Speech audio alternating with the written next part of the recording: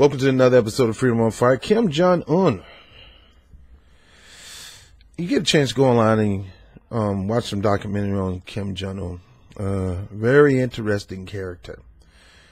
Spoiled brat kid, just like the one running the presidency right now. So that's why they hate each other. Can you imagine two brats trying to act brat each other? Two bullies trying to out bully each other. I'm the biggest bully on the campus. No, I'm a bully. Well, I'm going to beat up 10 people. No, I'm going to beat up 15 people. These kids, man, Kim and Trump. And you know something that's funny? There's a mediator right now that could probably cause a lot of this tension to go away when it comes to this Korea thing. And you would be, oh boy, it may sound funny, but Denis Rodman is a close friend with Donald Trump. Yeah, Donald Trump accepts Denis. He's a weird looking dude. But Donald Trump accepted him. He was on The Apprentice, developed a relationship with Donald Trump. Donald Trump considered Denis Rodman his friend before becoming president. Now now he's becoming the most powerful man in this world today. I don't know if Denis is still his friend. He's probably got a new set of friends. New level, new devil, new level, new people to be around, right? But here's the other thing about it. Kim Jong-un loves Denis Rodman. He's invited Denis Rodman to spend time with him in Korea, been in his house, ate at his table, hung out with him. They're buddies, BFF, best friends. Who would think that this man may be the one that can cause the tension and be the diplomatic team to go have talks between Kim Jong and Denis Rodman. Matter of fact, maybe I'm gonna start a petition, or somebody else can start a petition, and ask Donald Trump and Kim Jong-il, ask Denis Rodman to get Donald Trump and Kim Jong-un together to talk diplomacy. But let me read this article. Kim Jong-un highlights his nuclear button. So he's trying to be like our president. They got a nuclear button. Hey man, these people talk. He probably got a nuclear button on his shirt. And then he got the nerve to want to talk about having Olympics in North Korea. Are you freaking kidding me? Or in Korea in general. All right, in Seoul, Korea, North Korean leader Kim Jong-un used his New Year's Day address to warn the U.S. not to test him. Don't test me. Don't you test me. While striking a softer tone with South Korea, including the possibility of sending a delegation to next month's Winter Olympics. The entire United States is within range of our nuclear weapons. A nuclear button is always on my desk. Sure right, Hedruck. Look at that head. That's my nickname for him, Hedruck, because your head look like a truck. Like a semi-truck. You know the old flatbeds like Optimus Prime? See that guy right there? That's what his head looked like, a Hedruck. All right, Hedruck. Forget the Rocket Man, Hedruck. This is reality. This is not a threat, Kim said in the manual address. This year, we should focus on mass-producing nuclear warheads and ballistic missiles for operational deployment. These weapons will be used only if our society is threatening. So he's saying, look, I won't use these weapons unless you're going to really threaten us. Other Hedruck, blonde, orange Hedruck. I'm not going to use them unless I feel like you're a threat to us. See, what it seems like right now, he's not threatening the United States unless he believes the United States is threatening us. And with language like fire and brimstone, and believe me, it's going to be fire and brimstone, believe me, that nobody ever heard, believe me, believe me, believe me. Whenever somebody say believe me over and over again, that means he's a bald-faced liar. You ain't got that yet? All right, this year we should focus on mass-producing nuclear warheads and ballistic missiles for operational development. These weapons will be used only if our society is threatened, and Trump has threatened them.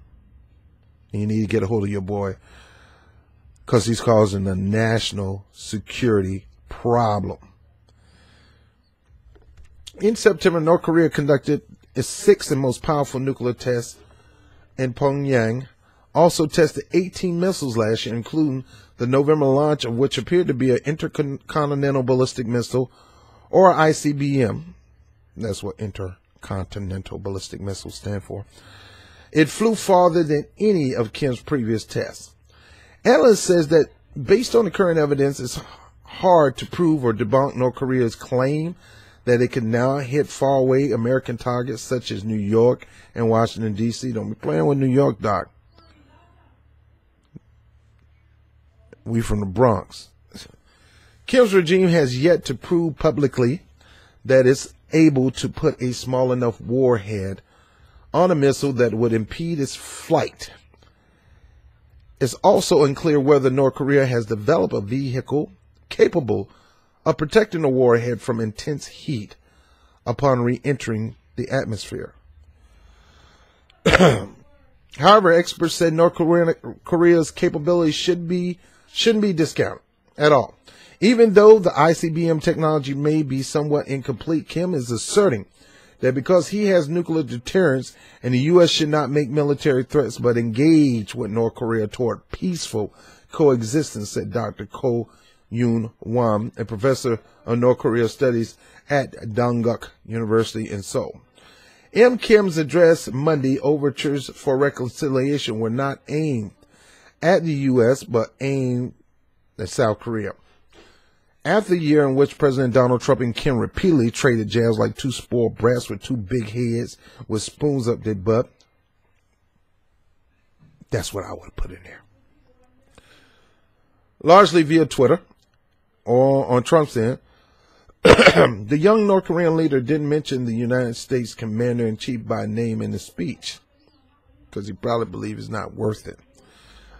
But in a move that could ease tension on the Korean Peninsula, Kim proposed immediate talk with Seoul over North Korea taking part in the Winter Olympics in Pyeongchang. North Korea participation in the Winter Games will be a good opportunity to show unity of the people, and we wish the Games will be a success, Kim said. Seoul responded warmly and welcomed the prospect of talks. A spokesman for South Korea presidential office said it has been open to the idea as long as talks are related to improving inter-Korean ties and building peace. A pair of North Korean figure skaters have qualified for the Games. That began on February 9th. And South Korean President Moon Jae-in has made it clear he wants North Korea competing in Pyeongchang last month. He told NBC News he hopes the 2018 Olympics will be able to promote the peace between the North and South Korea and become an Olympic for peace. Moon is also hoping Washington cooperate to help ensure a peaceful game without interruption from North Korea. The president said he suggested to Washington delaying annual joint military drills until after the Olympics and Paralympics end in March. According to Moon, the U.S. is reviewing his suggestions. John Deluria, Associate Professor of East Asian Studies at Yonsei University Graduate School of International Studies, said delaying the drills should be a no-brainer. The one concrete overture in Kim's speech is about the Olympics, and it is a positive one, and we know it's very important for Seoul, Deluria added.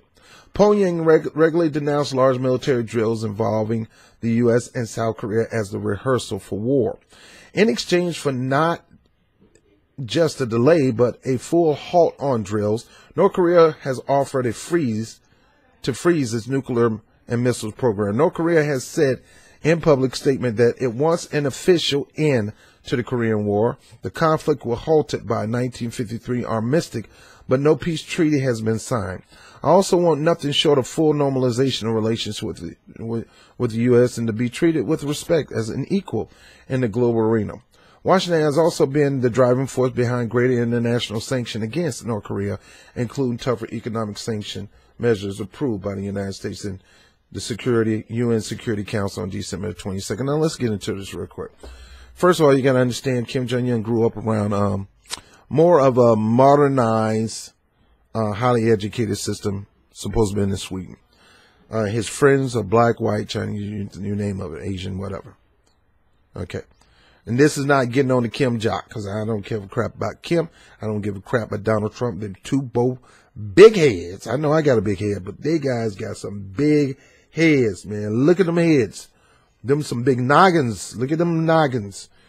Both Un and Trump got some of the biggest heads around. Them guys are ahead of their time. They're ahead of the pack. Those two heads are better than one. 1,000. I can use all the head jokes all I want, all I can. They just need to head somewhere and get some therapy. A bunch of spoiled brats with their big old heads, and they, But the thing about it is, I honestly believe, I'm really picky about what the American government and the media tells me. It's easy for me not to believe them. Very easy. I doubt them. I doubt them over anything. You say Mickey Mouse's pants is red, his shorts are red, and they normally are. I would doubt it. I would think there's some kind of trick to that, because the government lies so much. And all these lies on North Korea. And not understanding the history of North Korea, and I told you, go online and take a look at it. Man, the internet has all kind of documentaries. And this gentleman, his dad just told him, look, like the only way we can show our strength, well, we don't get 60 million of our people get slaughtered again, is to show a sign of strength by having weapons. And then you barter and you do whatever you can to try to fit in the world stage and get people to see you as a superpower. The problem is America don't want nobody to be a superpower but them. They don't want Russia to be a superpower. They don't want Korea. They don't want China. But the point is, America can't make that decision. So Kim Jong-un is trying to normalize the relationship. He's trying to be a part of the Olympics, trying to use that as a platform to build peace. They want to be part of the world stage. They want to be taken serious. He said, you really don't want to bomb people. Do I believe it? I don't know. I'm not what they call a soothsayer. I'm not a truth recognizer or nothing like that. But hey, nobody wants their people to die. That man is not his daddy. Okay, he's totally different, but we're going to press on and push on and do whatever we can to try to keep poking at this dude, but he's going to end up doing something stupid. If he ain't going to kill his people in the United States, he's definitely going to take out South Korea and stuff like that, and he don't. He wants unity, and most of Korea wants unity. Anyway, I'm not going to go on and on this. It's two spoiled brats. One highly more educated. Kim Jong-un is highly more educated than Donald Trump in his finger. Okay. But in these situations like this, it is so important that we use diplomacy as much as you can. He is up for diplomacy. Is Trump up for diplomacy? Is Trump open for diplomacy? Because Barack Obama said, I'm going to work with the North Koreans. If they could put their weapons down, I'm going to do this. And it seemed like he, then all of a sudden they changed their mind, and he was going to go for it. And all of a sudden they changed their freaking mind. So this man is working and building his own and doing what he can to uplift his own. The sanctions did not help. You talk about the lights and no food that's going on in Korea. A lot of that stuff is our fault. All right, so I'm pretty much done on this, but I'm going to get real serious, man. We really, and I know it sounds dumb, and I know it sounds corny, but Dennis Rodman knows Trump. Dennis Rodman knows Kim Jong-un, knows him. Spend quality time with him. Spend quality time with Trump. He is the only real mediator that has a friendship, a bond between the two, and he probably can be the unlikely diplomat to bring peace and stability between the United States and Kim Jong-un. And we need to get a petition and ask and see if he's willing to get involved. I'm telling you, when you got somebody that knows the president of North Korea and knows the president of the United States, and they about to go to war, chopping off and biting off each other, somebody got to come in with the sense of reasoning. And Dennis Rodman is it. All right, I'm Bob TV, Freedom on Fire. Peace.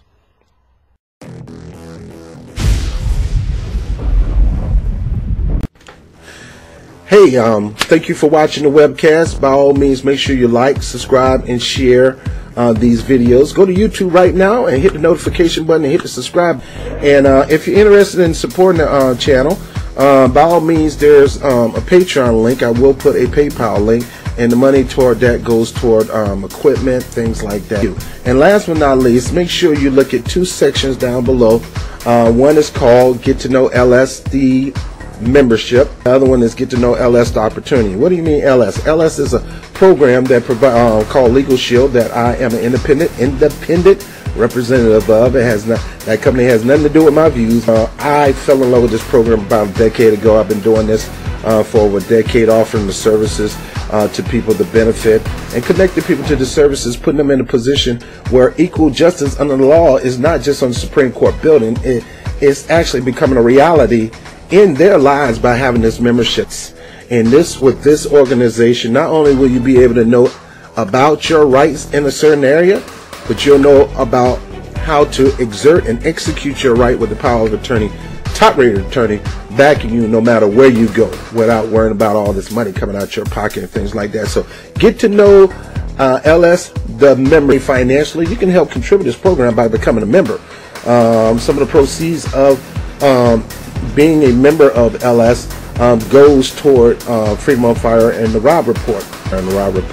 I'm Robert Bob TV Brown. I thank you for being a huge support to what we do here. I'll talk to you soon. Peace.